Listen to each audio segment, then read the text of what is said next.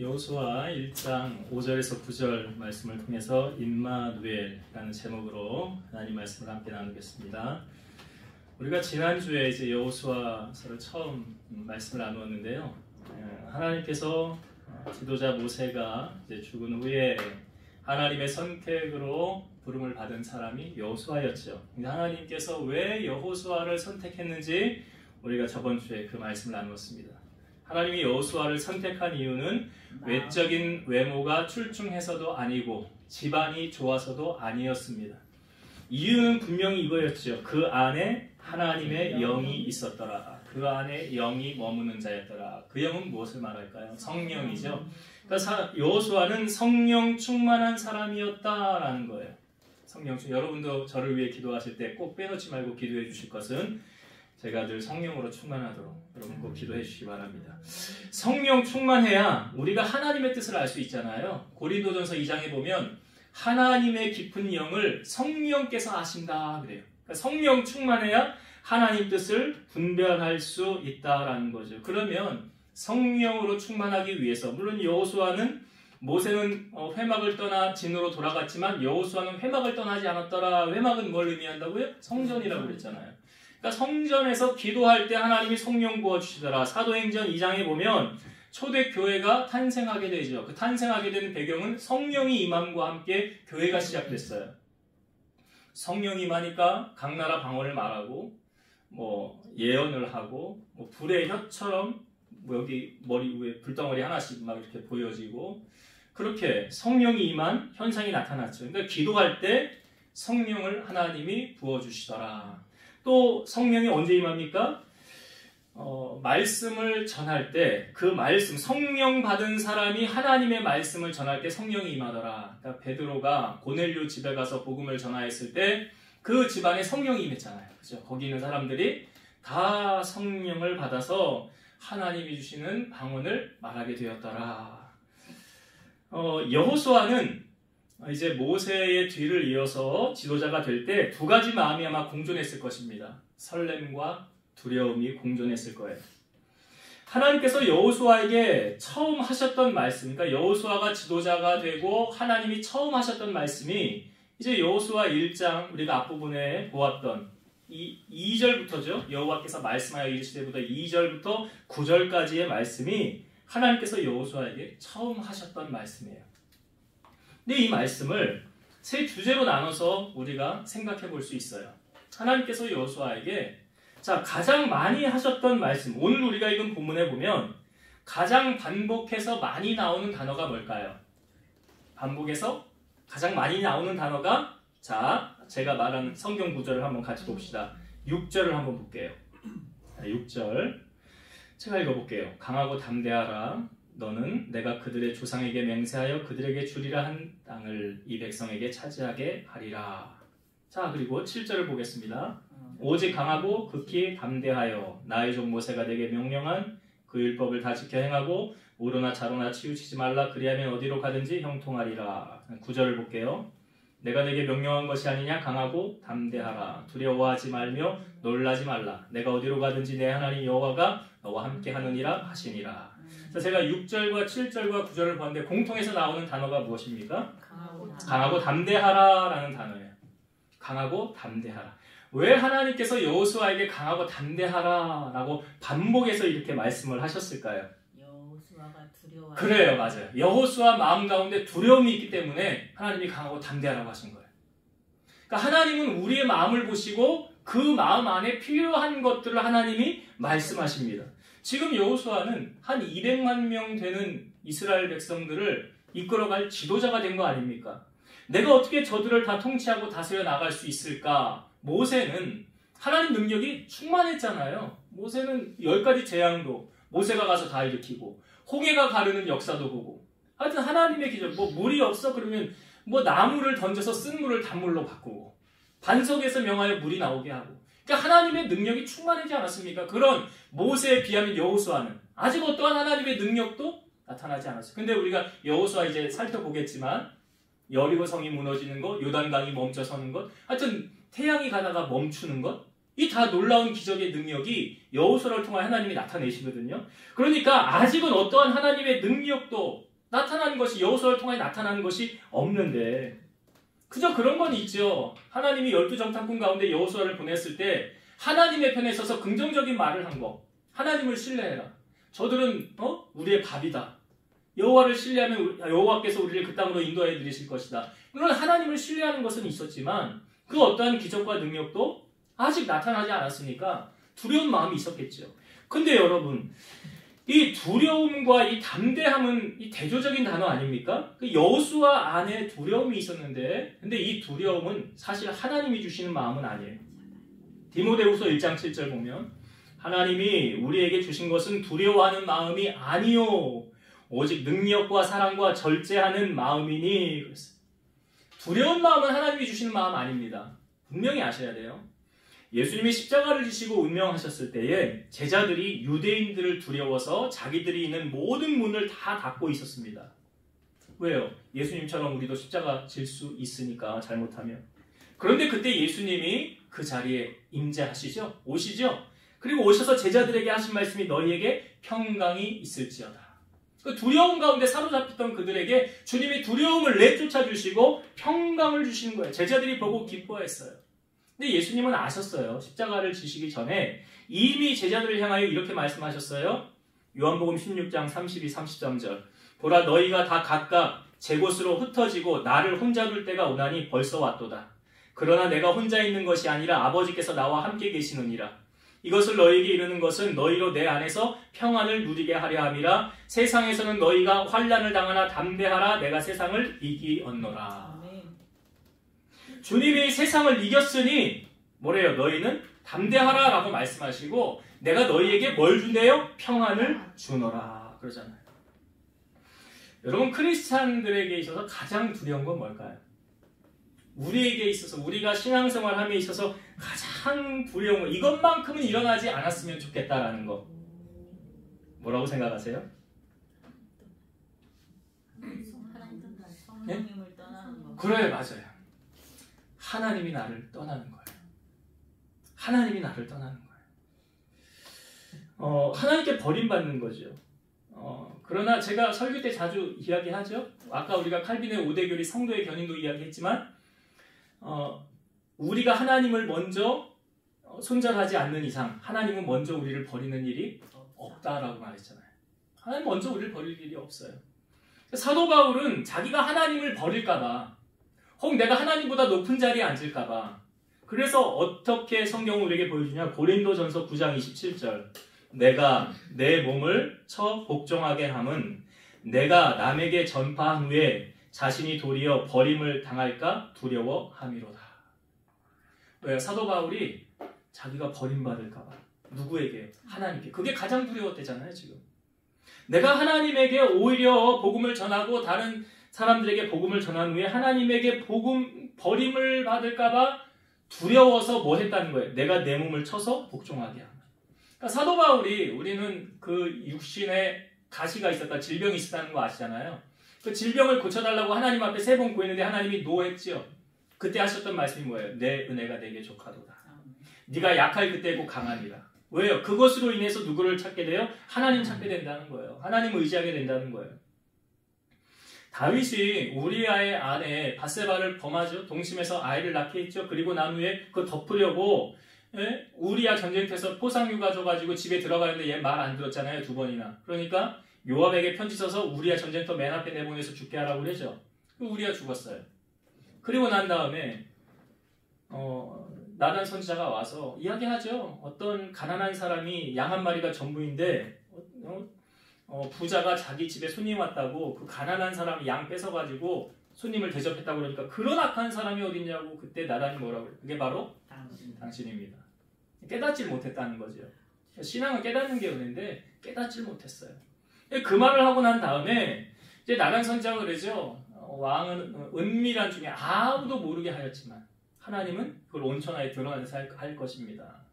제가 이제 다음 주가 될지 그 다음 주가 될지 다윗 주제로도 설교를 한번 하려고 그랬는데, 아무튼 다윗이 범죄하고 난 다음에 가장 두려워했던 것이, 그러니까 다윗이 회개의 시가 시편 51편이에요. 다윗의 회개의 시 시편 51편 가운데 다윗이 가장 두려워했던 것이 이거였다라는 것을 알려주는 성경 구절 시편 51편 11절 나를 주 앞에서 쫓아내지 마시며 주의 성령을 내게서 거두지 마소서. 다윗이 가장 두려워했던 게 뭐라고요? 하나님 나 버리지 마세요. 하나님의 영을 나에게서 거두어가지 마세요. 세상에서 가장 비참한 것은 우리가 하나님 보좌 앞에 섰을 때예요. 하나님께서 우리에게 무슨 말씀하시겠지요. 그때에 나는 너를 모른다 라고 말하면 이것보다 더 두려운 일은 없겠지요. 이것보다 더 두려운 일은 없을 거 아닙니까? 왜요? 하나님이 나를 모른다고 하면 우리 영원히 고통받는 그곳에 가는 거잖아요. 그러나 우리 사랑하는 성도들은 생명책에 다 이름이 기록되어서 마지막까지 우리 주님께서 우리를 견인하여서 주님의 나라 가게 하실 줄로 믿습니다. 그러니까 여러분 안에 두려운 마음이 혹 들어온다고 할 때 그때 뭐 하셔요? 여러분 물리치세요. 예수님이 세상을 이겼다 담대하라 했으니 그 두려움을 물리치시고 주님이 주시는 담대함을 소유하는 여러분 되시기를 주의 이름으로 축원드립니다. 그러니까 여호수아에게 첫 번째로 하셨던 말씀이 강하고 담대하라라고 말씀하신 거예요. 두 번째 주제는 무엇이냐? 자, 5절과 9절을 한번 보겠는데요. 자, 5절 말씀부터 다시 읽어볼게요. 내 평생에 너를 능히 대적할 자가 없으리니 내가 모세와 함께 있었던 것 같이 너와 함께 있을 것임이라. 내가 너를 떠나지 아니하며 버리지 아니하리니. 그리고 9절도 볼게요. 내가 내게 명령한 것이 아니냐? 강하고 담대하라. 두려워하지 말며 놀라지 말라. 내가 어디로 가든지 내 하나님 여호와가 너와 함께 하느니라 하시느니라. 자, 공통적으로 주시는 메시지가 무엇입니까? 주시는 단어가 무엇입니까? 내가 너와 함께 하리라 하는 거예요. 내가 너와 함께 하리라. 여러분, 내가 너와 함께, 하나님이 나와 함께 하신다는 것이 다른 표현이 뭐냐면 하나님이 내 편 되어주시겠다는 거예요. 하나님이 나의 보호자가 되어주신다는 거예요. 하나님이 우리와 함께 하신다를 임마누엘이라고 하죠. 임마누엘이 구약과 신약에 이렇게 나오는데요. 구약에서는 이사야서에 나옵니다. 이사야 7장 14절. 그러므로 주께서 친히 징조를 너희에게 주실 것이라. 보라, 처녀가 잉태하여 아들을 낳을 것이요 그의 이름을 임마누엘이라 하리라. 처녀가 잉태하여 아들을 낳는다. 누구예요? 예수님이잖아요. 예수님의 이름을 임마누엘이라 하리라. 자, 마태복음 1장 23절. 보라, 처녀가 잉태하여 아들을 낳을 것이요 그의 이름은 임마누엘이라 하리라 하셨으니 이를 번역한즉 하나님이 우리와 함께 계시다 함이라. 하나님이 우리와 함께 계시다가 뭐래요? 임마누엘이다. 여러분, 하나님이 함께 하시면 근심 걱정할 게 있어요? 없어요? 없습니다. 간혹 어렸을 때 아이들과 함께 마트를 가면 우리네 우리미가 이렇게 끌고요. 아리미는 그 안에 들어가서 또 앉아요. 둘이 가면서 애들이 마트 가면 좋아하잖아요. 그러면서 이제 자기들이 먹고 싶은 거 담는 거예요. 과자 담고 뭐 장난감 허락받고 비싼 건 절대 안 사줬습니다. 그냥 싼 거 좀 필요하면 사줬어요.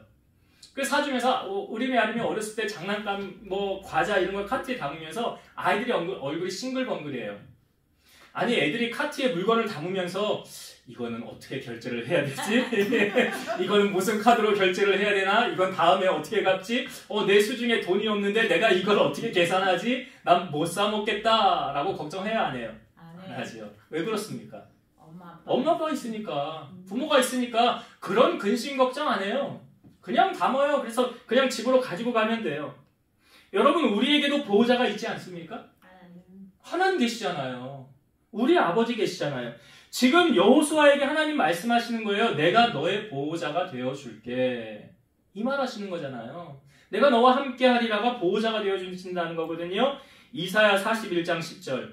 두려워하지 말라. 내가 너와 함께 함이라. 놀라지 말라. 나는 내 하나님이 됨이라. 내가 너를 굳세게 하리라. 참으로 너를 도와주리라. 참으로 나의 의로운 오른손으로 너를 붙들리라. 이 말씀이 뭐예요? 내가 너의 보호자 되어줄게. 너의 피난처가 되어주고 너의 도움이 되어줄 테니까 너는 걱정하지 마. 여러분, 하나님이 우리와 함께 하신다는데 이보다 더 큰 축복은 없잖아요. 그러니까 모든 싸움 승리하게 해주시겠다는 거죠. 필요를 따라 채워주시겠다는 거죠. 그러니까 광야 40년 가는 여정 속에서 하나님께서 먹을 거 주셨죠. 만나와 메추라기, 구름 기둥, 불 기둥으로 인도하셨지요. 하나님 다 공급해 주셨어요. 그러니 그 하나님 한 분이면 나는 만족합니다. 여러분 복음성가 가운데 주님 한 분만으로 나는 만족해 라는 찬양이 있어요. 주님 한 분만으로 나는 만족해 나의 모든 것 되신 주님 찬양해 나의 영원한 생명 되신 예수님 목소리 높여 찬양해 주님의 크신 사랑 찬양해 나의 힘과 능력이 되신 주 나의 모든 삶 변화되었네 크신 주의 사랑 찬양해. 이 찬양의 고백이 제일 앞에 뭐라고 고백합니까? 주님 한 분만으로 나는 만족합니다. 그러니까 하나님 외에 다른 것 저 의지하지 않습니다. 저는 하나님만 있으면 됩니다 라는 거죠. 여러분 하나님도 질투하시는 거 아시죠? 아멘. 하나님보다도 다른 거 사랑하면 3, 4대까지 뭐 저주가 임한다고 하고 하나님을 사랑하고 믿으면 1000대까지 은혜를 베푸신다라고 하잖아요. 아멘.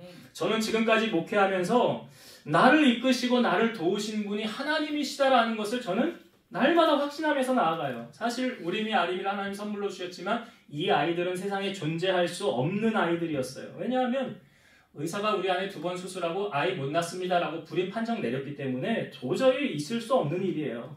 근데 하나님께서 그냥 선물로 주신 거예요. 하나님의 은혜예요. 그리고 하나님께서 얘네들 태어났을 때 병원비 사실 1년 전에 새쌍둥이 태어난 부모를 우리가 만난 적이 있어요. 시아버지를 만난 적이 있는데 그 시아버지가 이 며느리 우리 집으로 들어왔대. 집 팔고 들어왔대. 병원비 아니라고 다 팔고 우리 집 들어와 있는데 우리 며느리 너무 불쌍하대. 우리가 애 태어나기 1년 전에 만나서 들었던 소식이에요. 근데 저희가 아이들 태어났을 때 하나님은 어떻게 하셨습니까? 법을 만들더라고요. 어떤 법이요? 미수가 병원비 전액 면제. 할렐루야. 그전에는 없었어요. 그 전에 2006년도에 없었던 법이 2007년도에 만드셨어요, 하나님이. 그래서 이 법으로 말미암아 우리 애들 병원비 2천만 원 넘게 나왔거든요. 다 탕감 받았어요. 그리고 오히려 여기저기서 애 낳았다고 100만 원씩 막 이렇게 막 주더라고요. 누가 여기저기에서 들어왔어요. 이야, 정말 하나님 놀라운 일을 행하시더라고요. 근데 그 미수가 아이들 병원비 하는 게 예산 부족으로 말미암아 이제 처음에 조금 시행되다가 나중에 없어졌어요. 야, 우리 하나님 무에서 유를 만드세요. 아멘. 하나님만 믿고 의지하니까 이런 기적을 하나님이 경험하게 하세요. 그러니까 주님 한 분이면 만족하지요. 아멘. 다른 거 바라볼 거 없어요. 저는 제가 목회하면서 날마다 하나님 앞에 고백하는 것이 저 주님보다 더 사랑하는 거 일도 없습니다 라고 날마다 고백해요. 우리 아림이 하나님보다 안 사랑해요. 저 하나님보다 더 사랑하는 거 없어요. 진짜 없어요. 하나님 거 제 중심 아세요? 저는 목회하면서 부족하지만 하나님이 저의 필요를 따라 채우시고 인도하셨다는 것을 정말 날마다 경험을 하고 있어요. 근데 참으로 하나님 정말 그렇게 행하시는 것을 보면서 주변에 저를 이제 잘 섬기는 분들 있잖아요. 그런 분들에게 하나님이 이렇게 복을 또 같이 주세요. 이게 성경적인 거더라고요. 보니까 예수님이 제자를 보냈을 때 너희를 섬기는 자는 나를 섬기는 거라고 그러잖아요. 그 아브라함에게도 하셨던 말씀이 너를 축복하는 자를 내가 축복한다고 그러잖아요. 너를 저주하는 자 내가 저주하고. 그래서 우리 너무 많이 봤어요. 우리를 선대하고 잘 섬기는 사람 하나님 복을 주시더라고요. 근데 반대로 하는 사람도 있죠. 가시역을 하는 사람 하나님 치는 것도 여러 번 봤어요. 그러니까 하나님이 알아서 다 교통정리 하시더라고요. 그러니까 저는 하나님이 언제나 내 편 들어주시는구나. 오늘 여호수아에게 하셨던 것처럼 하나님이 언제나 내 편 되어주시는구나. 그래서 저는 걱정할 게 하나도 없어요. 왜? 하나님이 알아서 다 하시더라고요. 시간이 지나고 나서 보면 교통정리를 얼마나 아름답게 하나님이 하시는지 몰라요. 그래서 저는 제가 나서지 않아요. 그냥 저는 기도만 해요. 기도만 해요. 하나님이 알아서 하세요. 하나님이 상을 줄 자에게는 상을 주시고 벌을 줄 자에게는 알아서 하시고 교통정리는 내가 안 합니다. 하나님이 하세요. 저는 그냥 기도만 하고 난 하나님 한 분이면 돼요.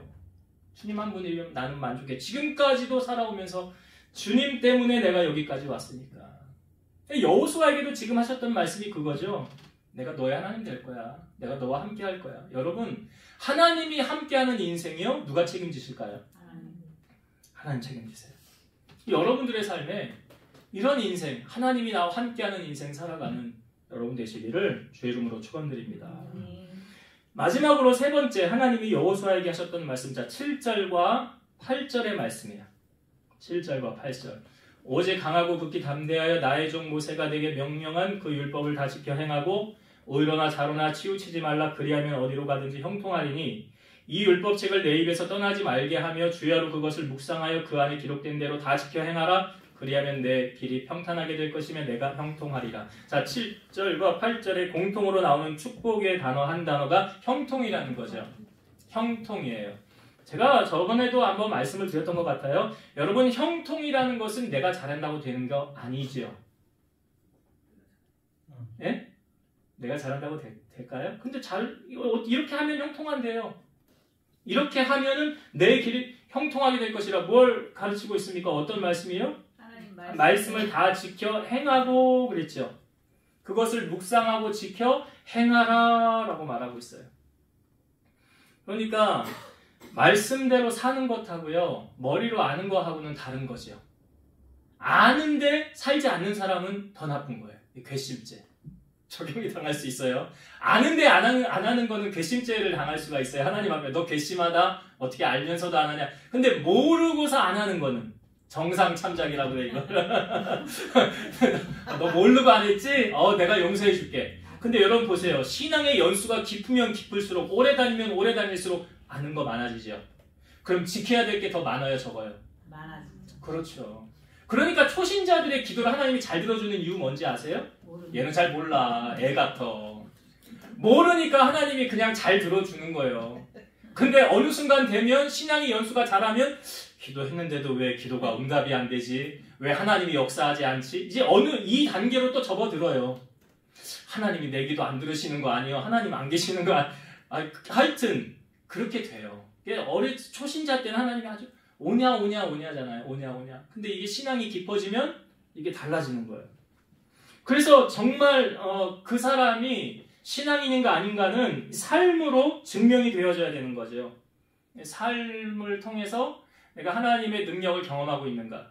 형통하면 여러분 생각나는 사람, 딱 생각나는 사람 있지 않아요? 성경에 나오는 인물 중에 요셉. 창세기 39장에 보면 요셉이 이제 애굽으로 팔려가서부터 시작이 되잖아요. 종살이. 자, 요셉이 종살이를 하는데 하나님께서 함께 하심으로 그가 형통한 자가 되어 애굽 주인 사람의 집에 있으니라고 나와요. 그의 주인 애굽 사람의 집에 있으니.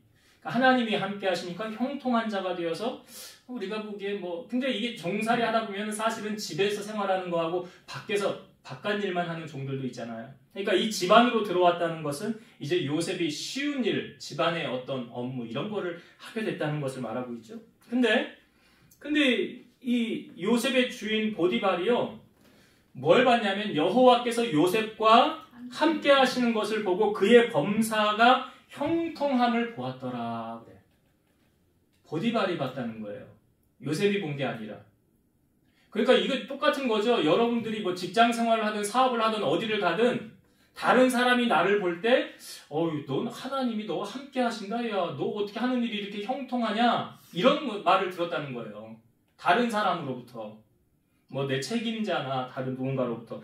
그래서 요셉이 형통하게 하심을 보았더라라고 말하고 있어요. 그런데 보디발의 아내가 요셉을 유혹하죠. 동침하자고. 근데 요셉이 옷이 벗겨져서 도망을 가서 감옥에 들어가게 됩니다.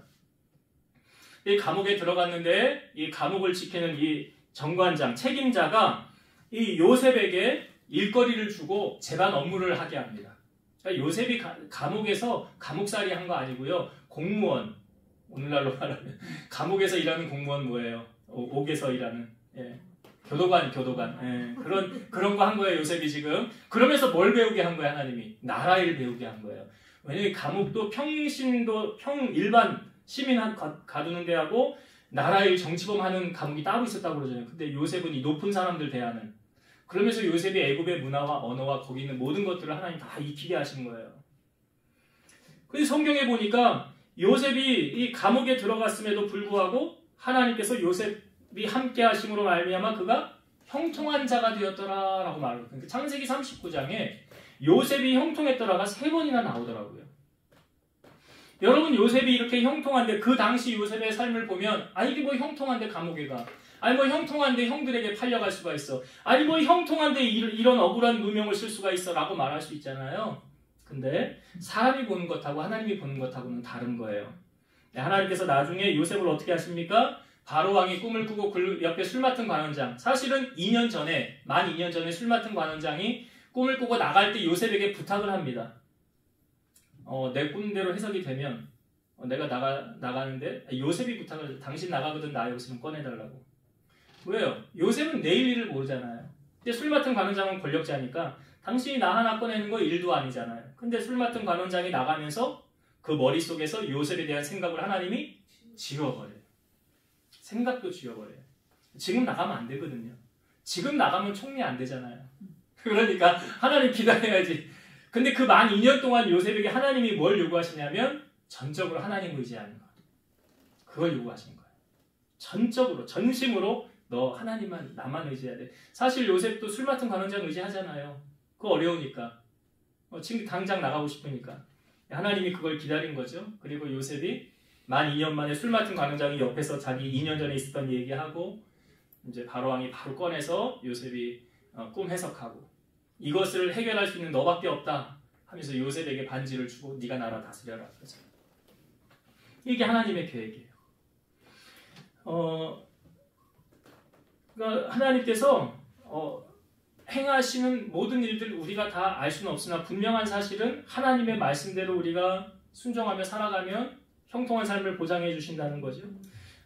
출애굽기 15장 26절의 말씀에 보면 이르시되 너희가 너희 하나님 나 여호와의 말을 들어 순종하고 내가 보기에 의를 행하며 내 계명에 귀를 기울이며 내 모든 규례를 지키면 내가 애굽 사람에게 내린 모든 질병 중 하나도 너희에게 내리지 아니하리니 나는 너희를 치료하는 여호와임이라.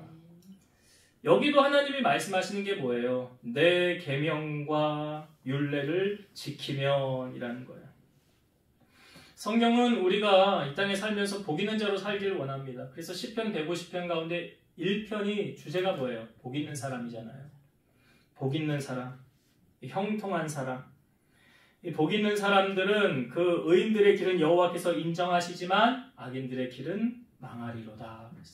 여러분들이 진정 하나님께로부터 오늘 말씀을 통하여 주시는 은혜, 형통한 자의 삶을 살아가기 원한다면 말씀을 붙잡고 순종하는 여러분 되시기 바랍니다. 자, 이제 말씀의 결론을 맺을게요. 예수님은 세상을 이기고 승리하신 분이십니다. 그분이 주시는 능력을 소유하며 담대히 우리가 세상을 살아가길 원하는데요. 마귀는 오늘도 우리에게 두려움을 심어주려고 합니다. 근심을 심어주려고 하고 염려를 심어주려고 합니다. 초조함을 주려고 하고요. 우울증을 주려고 합니다. 이건 다 누가 주는 거냐? 마귀가 주는 거예요. 아마 여호수아의 마음 가운데도 두려움이 있었죠. 그러니까 자꾸 하나님이 뭐라고 말씀하시는 거예요? 강하고 담대하라. 분명 여러분 우리가 알아야 될 사실은 뭐냐면 예수님이 세상을 승리하셨어요. 그렇기 때문에 그 승리하신 주님이 우리에게 말씀하시는 거예요. 담대하라. 내가 세상을 이기었노라. 여러분 주님이 이긴 싸움 우리가 나아가면 우리도 더불어 이기게 될 줄로 믿습니다. 그러니까 하나님이 나와 함께 하신다는 이 확신이 우리가 있으면 두려워할 이유가 없죠. 근데 마태복음 28장 마지막 부분에 예수님 뭐라고 말씀하셨어요? 내가 세상 끝날까지 너희와 항상 함께 있으리라. 오늘 여호수아에게 하셨던 그 말씀, 내가 너와 함께 하느니라. 주님이 오늘도 우리와 함께 하십니다. 환난이나 기근이나 적신이나 그 어떤 것도 우리를 하나님의 사랑에서 끊을 수 없다라고 말씀하고 있어요. 그래서 하나님 나와 함께 하신다는 이 믿음 확신을 가지시고 여러분 하나님의 말씀을 붙잡고 그 말씀 안에 바로 세워지길 바라요. 그래서 죄악과 타협하지 마시고 복 있는 자로 이 땅 가운데 하나님이 주신 은혜를 누리고 살아가는 여러분 되시기를 주의 이름으로 축원드립니다. 기도하시겠습니다. 오늘도 살아서 역사하시는 하나님 감사합니다. 여호수아가 모세를 대신하여 이스라엘을 이끌어가는 지도자로 세워졌을 때 여호수아 안에는 두려움이 있었습니다. 그러나 하나님께서 여호수아의 두려움을 물리쳐 주시고 강하고 담대하라고 말씀하셨습니다. 내가 너와 함께하니 내가 너의 삶을 책임져 준다고 약속해 주셨습니다. 오늘 우리에게 하시는 말씀인 줄로 믿사오니 우리도 이 땅을 살아갈 때 모든 두려움을 물리치고 빛으로 승리하신 주님과 더불어 세상 끝날까지 이 승리의 길을 걸어가는 우리 성도들 되게 하여 주옵소서. 또한 말씀으로 하나님 새 힘을 얻고 그 말씀이 내 발의 등이요 내 길의 빛이라고 하였사오니 우리에게 주신 하나님의 말씀 날마다 되새기며 묵상하며 실천함을 통하여서 형통한 인생을 살아가는 우리 성도들 다 되게 하여 주옵소서.